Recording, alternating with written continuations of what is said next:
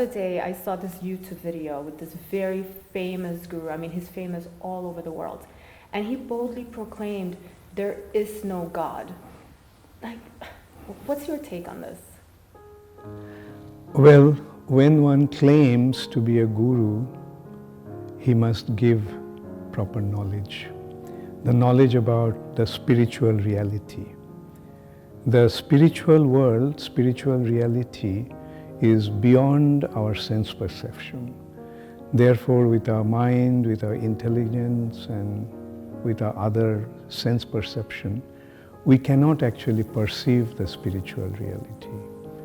Therefore, the knowledge about the spiritual reality must be imparted by one who has seen that world, who has proper understanding of that world. Without having proper knowledge about that world, if somebody says God is not there or things like that,